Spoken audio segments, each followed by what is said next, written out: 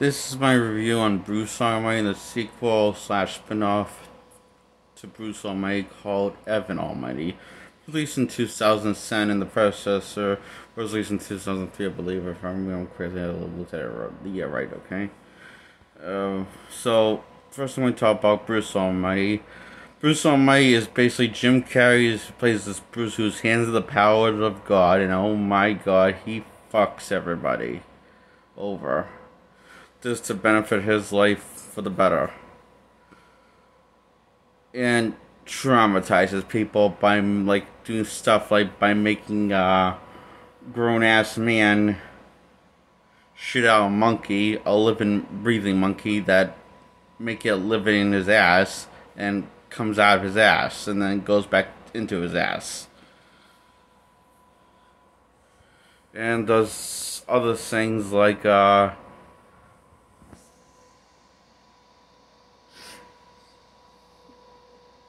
you know, I just wondered something.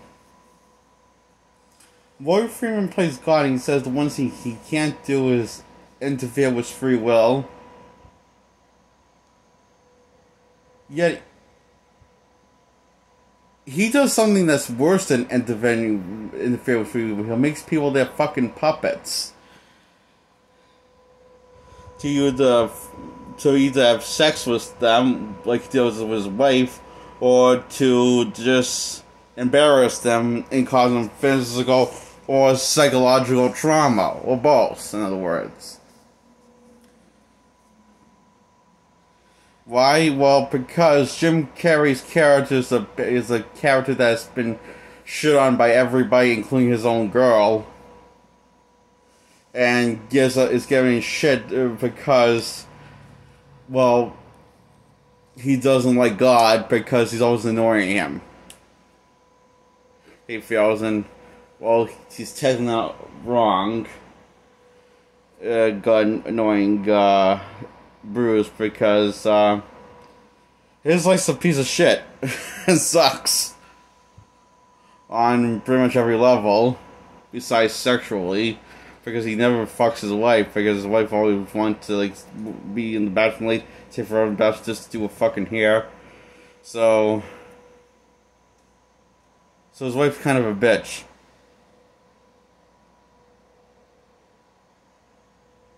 I'm surprised he didn't cheat on the bitch. And wanted to.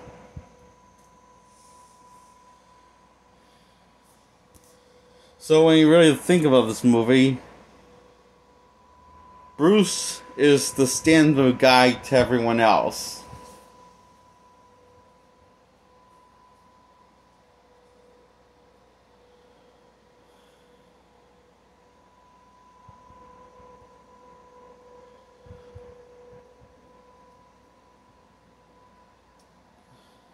While he doesn't interfere with free will, he does worse things to interfere with free will,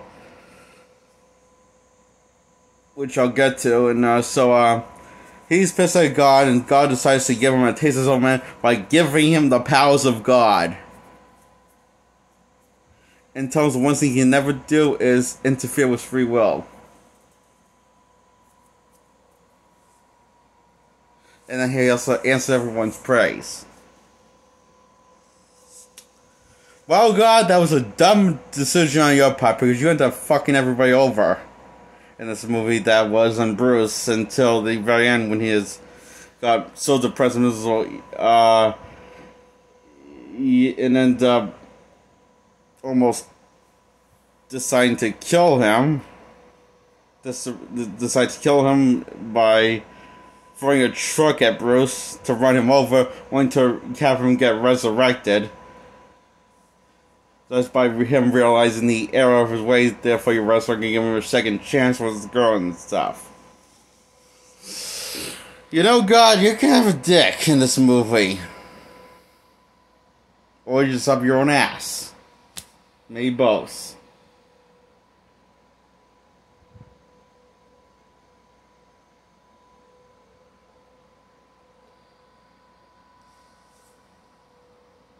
So he knew all was going to happen, and he saw all of it happy, including the lives that Bruce has ruined besides everything else. Like, so once he gets to the powers of God, he starts playing God. By looking up a woman's, by using the God power of God to like open up a woman's like dress, but to make it blow in the air, and so you can see her top and bottom of her underwear and bra. It's it's a montage of him screwing off powers, and then these guys that jump him end up, one of them makes a rude comment, the day that he will let him pass is the day that the monkey comes, the living breathing monkey comes off a monkey comes off his butt.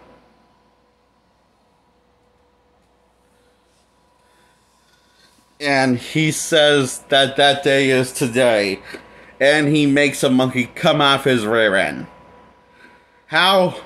Well, very painfully, by having him actually shitting out a grown-ass monkey.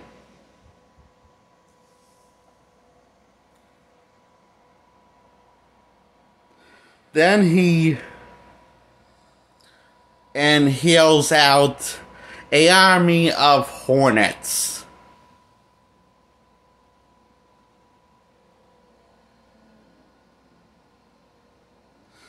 This guy is just having too much fucking fun.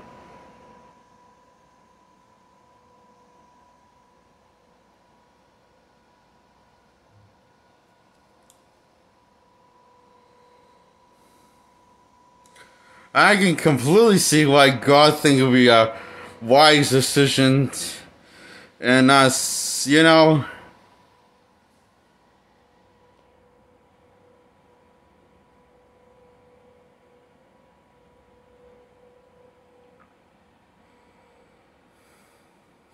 Excuse me, it's starting to dawn on me how much I fucking hate both movies of this franchise.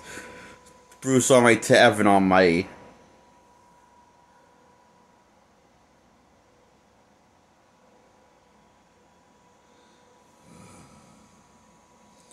So, these gags are funny. I would have said if Bruce Almighty is actually funny, while the, everyone was the opposite of funny.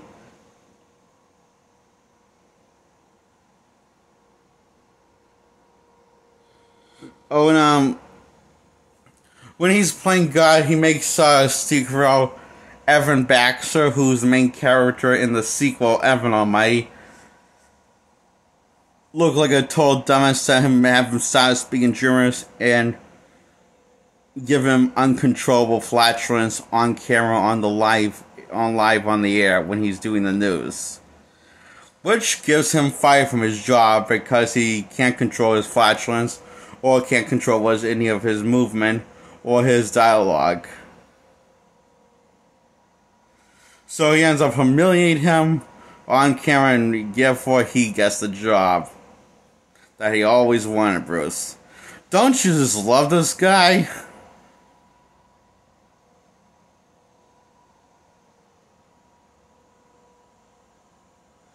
True, Evan was an asshole more than Bruce, but I'm starting to think maybe he was an asshole just to make Bruce look sympathetic.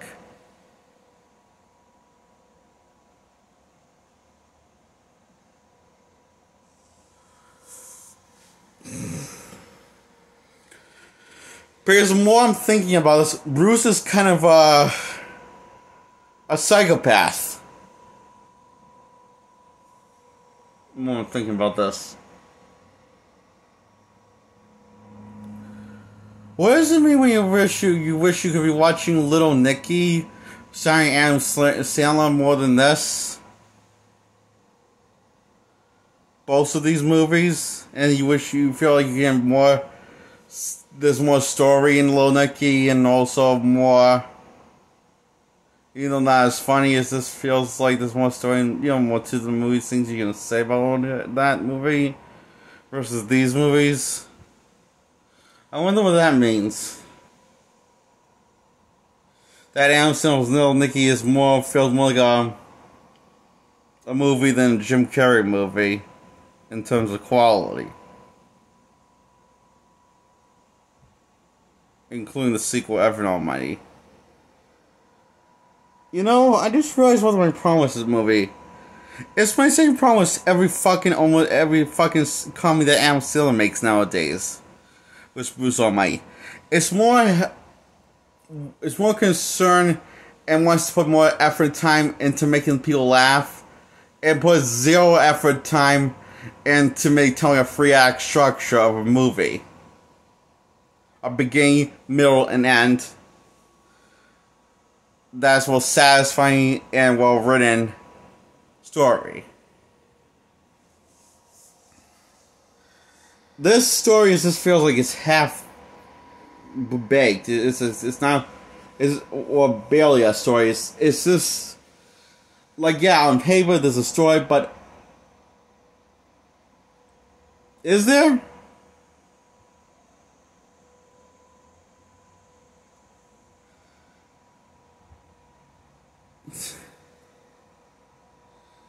At the end of the day, I think the reason why people love this movie because it's the first and probably last that Jim Carrey made a slapstick movie we had nothing but slapstick.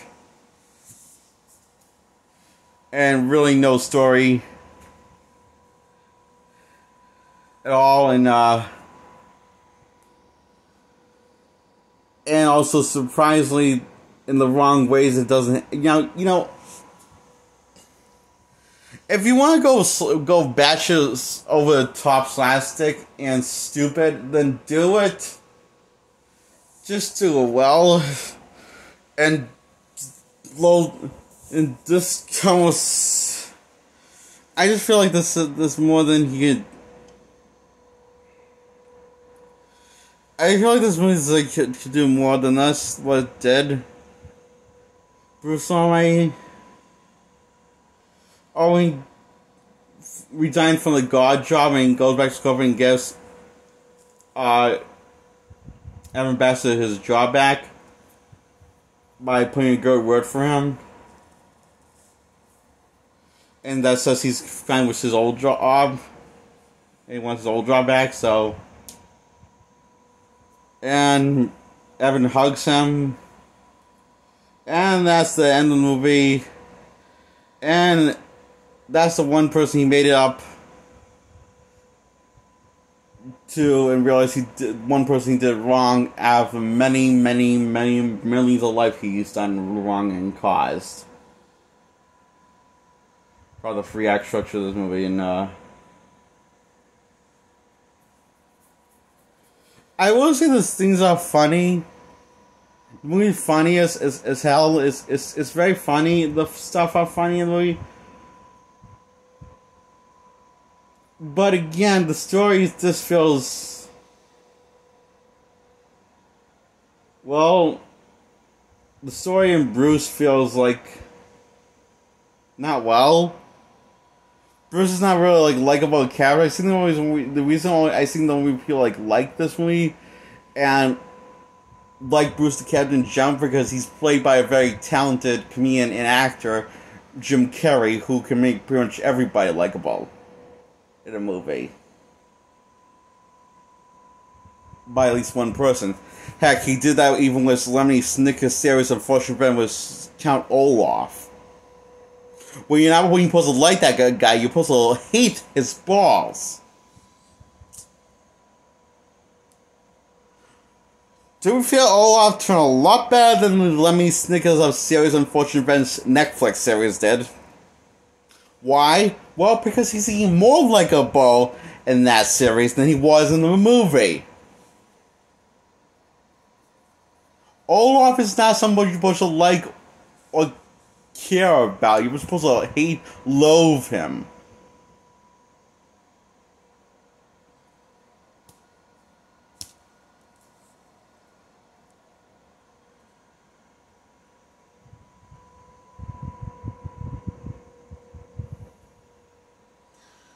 But that role for Jim Carrey is another story for another day, another video. Okay.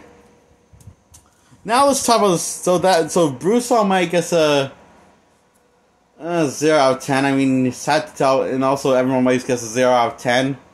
Now we'll talk about the sequel, also spin-off, Evan Almighty. It's Noah's Ark. That's what the story is, Noah's fucking Ark.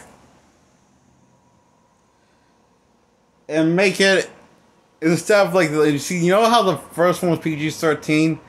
I have found with this one, that's one's going to be a watered-down version, or just a piece of shit of what the predecessor was.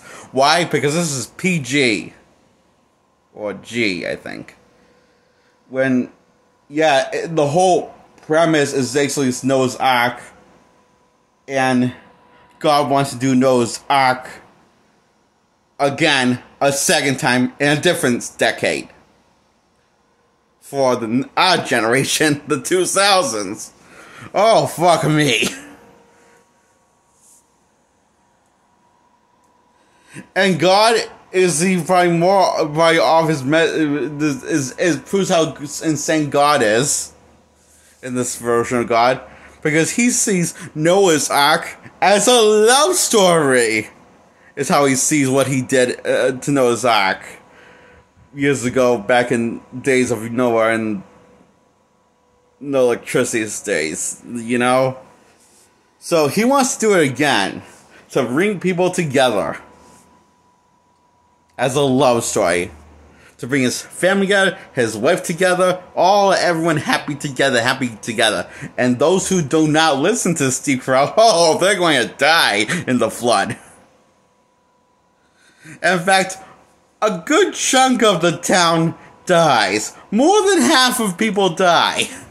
Why? Because there's only a small handful of the town that gets onto the ark. Besides the animals.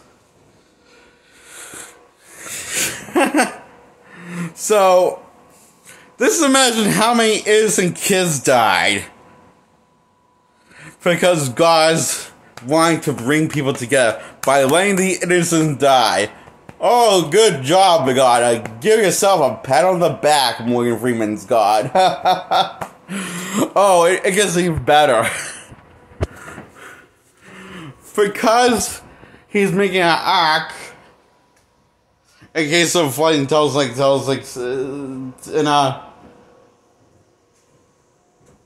that, you see, he not only does that to have, put that on Evan's head, but he turns him into Noah. The living, breathing embodiment of Noah.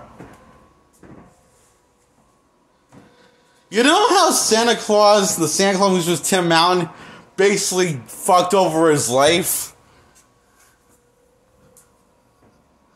A big part of me. Now, personally, I like that movie. I thought it was handled well, considering this very disturbing. The premise, a good chunk of the premise is that the entire world that sees Tim Allen's character thinks that he's having a fucking mental breakdown. Because he's gaining weight, he's growing a beard, his hair's getting longer, he's graying, he's looking more like the living, breathing of Santa Claus, and that's all because he put the jacket on and the suit on, and he didn't read the card, and basically, he got fucked over. Because now that he actually, basically is, no longer allowed to see his kid, or check if he's in contact with his kid or anything.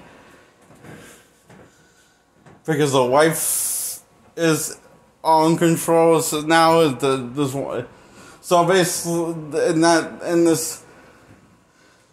his life gets a turn for the worse, even though he becomes a better person. And it's effective, and I do like the movie.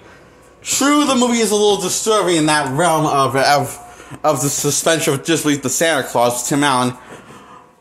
But it does make you feel good at the end when he basically thanks Charlie for making him into Santa Claus and sees that Charlie was really Charlie basically made him into the person. Instead of seeing the elves did it, he really saw it as Charlie basically doing make him into the man he was always meant to be. By thanking Charlie, that saying he made him Santa Claus. Which I thought that was kind of a sweet scene. And so it was a kind of very touching moment. And, the fact he ended up liking being Santa Claus does help you feel better about the story. And he ends up taking pride in being Santa.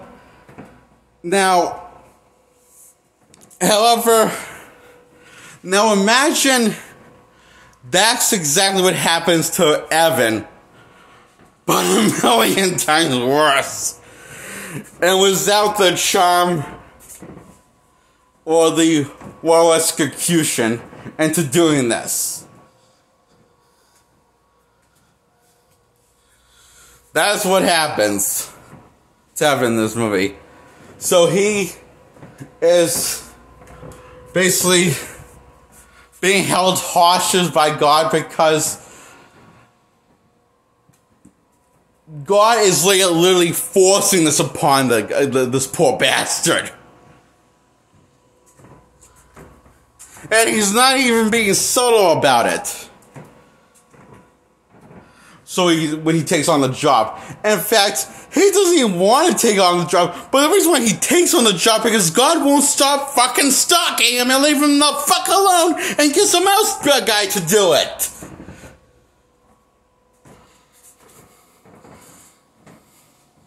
Because it has to be Evan.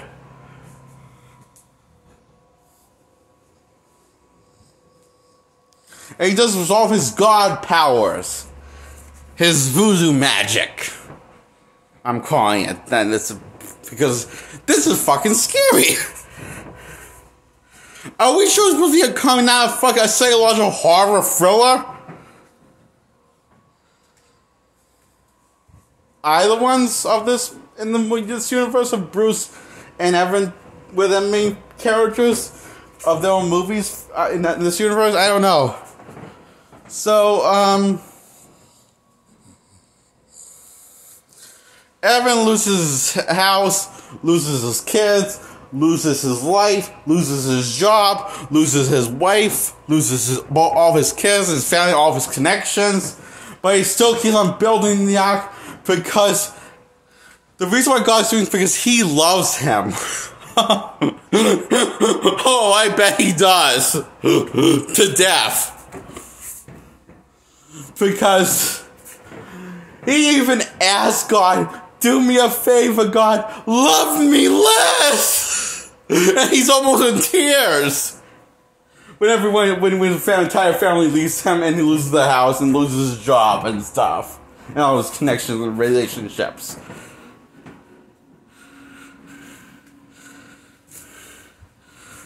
And this movie's not even funny like the last one, which Bruce was the main character. It's dull as fucking, takes itself way too serious.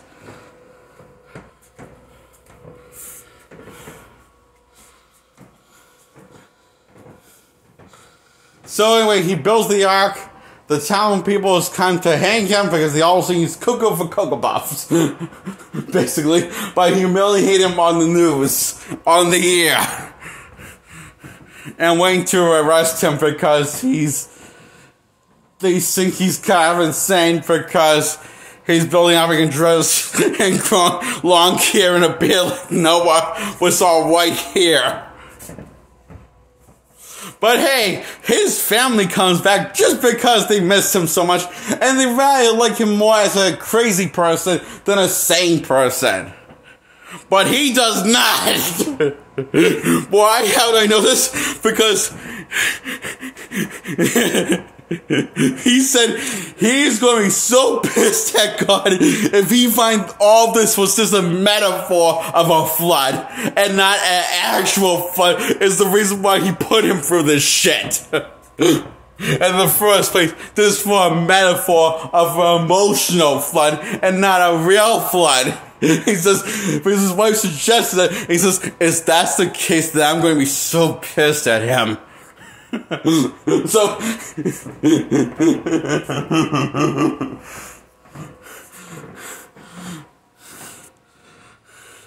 So the flood happens, the dam breaks, the flood happens, and a bunch of people die, and whatever can fit on the boat fits on the boats for humans, and whatever who can make it. But finders, keepers, and losers, weepers, those who don't make it on the boat. Which is a lot of people, more than half of the town. Holy shit. So, God confesses to his sins that he gave him a push in the end and didn't know all of us was going to happen. So, in other words, he made the dam break and made the flood happen. And they all live happily ever after in Sunnyvale.